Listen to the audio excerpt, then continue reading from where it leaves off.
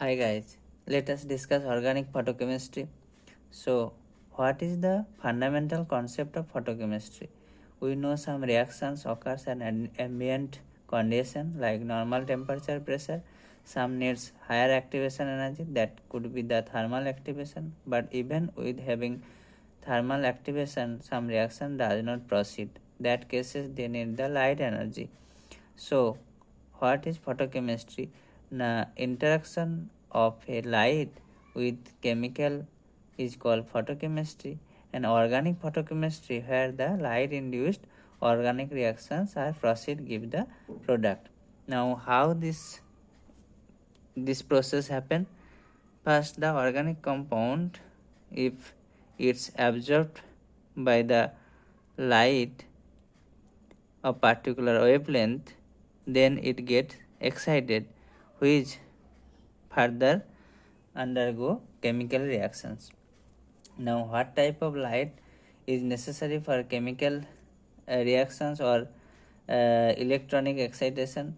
This is the light in the UV visible region, that wavelength light should necessary for such reactions, and other length wavelength are gives the molecule other like vibrational excitations, that IR region, and other like radio wave or microwave gives the rotational excitation to the molecules, whereas in the UV visible ranges the wavelength light gives the electronic excitation. This is the some wavelength we can understand from here, and that particular length wavelength are necessary for particular group to excite, like that carbon carbon double bonds need 180 nanometer wavelength, and this conjugated double bond needs 220, this benzene is 260,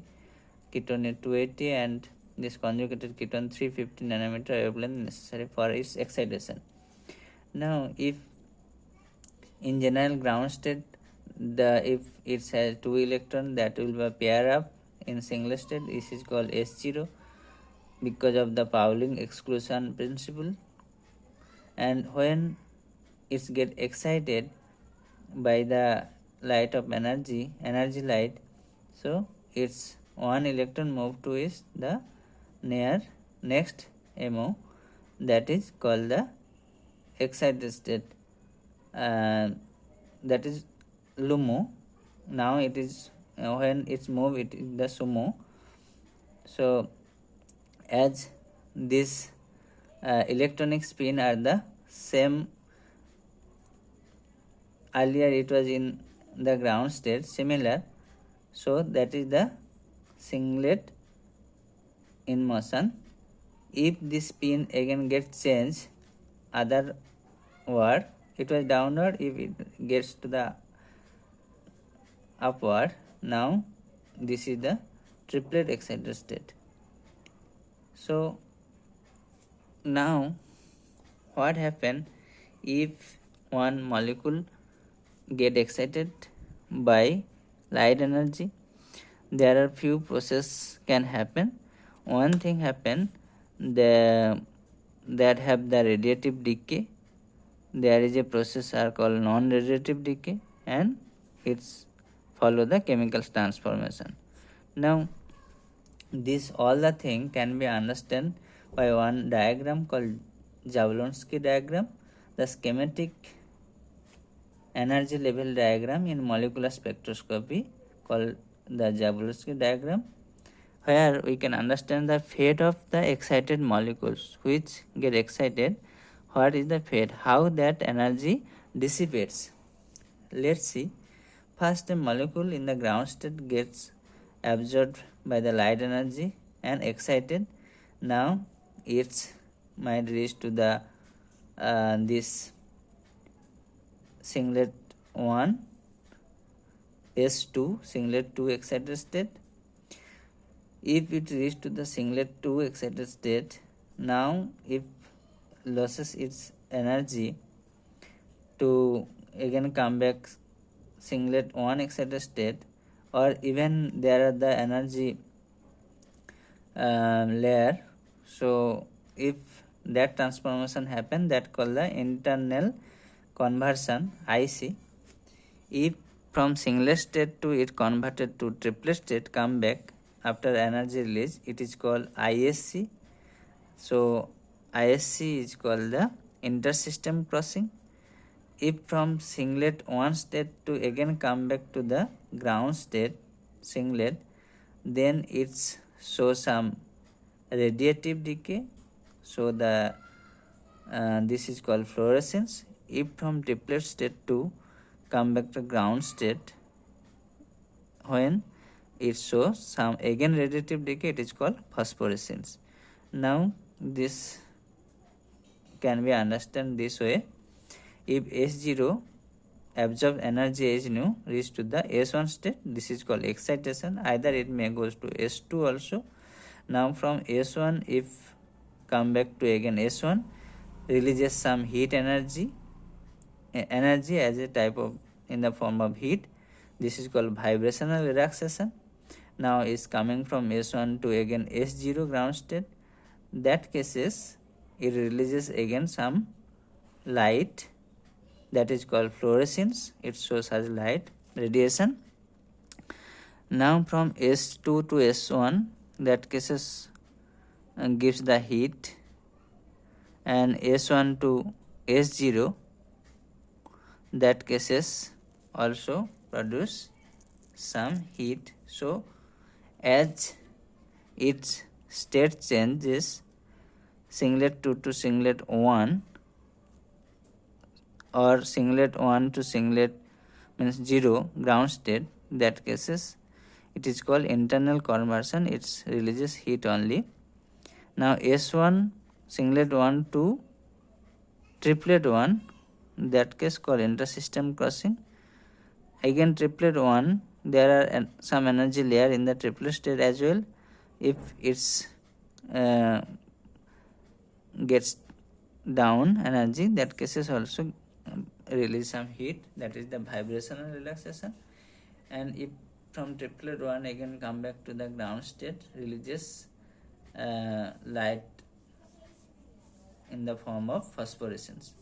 So now one thing that we can only difference of fluorescence phosphorescence is that one thing that phosphorescence are observed both solid, liquid, gas, chemical substances, whereas only phosphorescence observed for solid substances, solid chemicals reactant. Now so this is the called the photophysical process, as only before it does not go to the reactions, only during this process it can show some process, that radiative decay, this fluorescence and phosphorescence, these are called the photophysical process. And fluorescence and phosphorescence we mainly observe when fluorescence observed from singlet to singlet, means singlet 1 to ground state singlet, when it's emits light. Whereas this emission of light when triplet 1 to singlet 0, where electron come back, that cases we can observe the phosphorescence. So these are the primary difference to we just highlighted here. And let's just on presentation like substance fall UV light on it, and the fluorescence is that when we put the source of light, that time the substance will show color, and when again we put, take it out light, it shows its earlier color. So fluorescence only shown in presence of light only, whereas in case of phosphorescence, there when we put light on the substance or matter, that in presence of light it shows color. Even we take away the light from it, still it shows its the radiation. So that is one thing.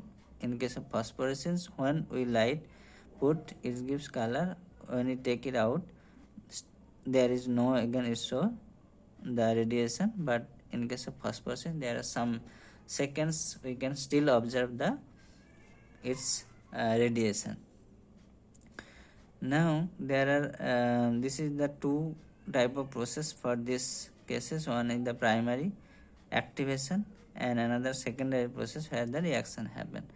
Now law for absorption of light, basic, this is the Lambert law and Lambert-Beer's law. Just I have shown here one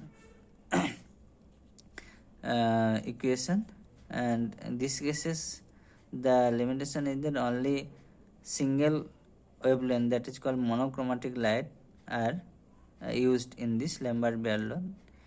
And laws of photochemistry, there are two laws. One is Brothers-Tropper's law, that it says that the only particular wavelength of light mass necessary to activate that molecule or functional group of molecule.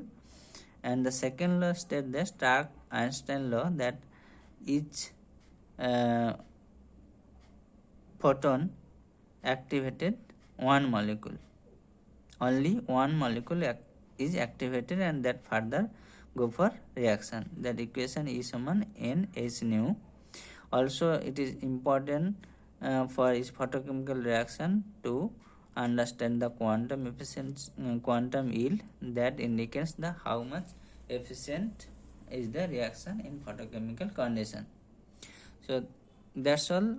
We will see on next video.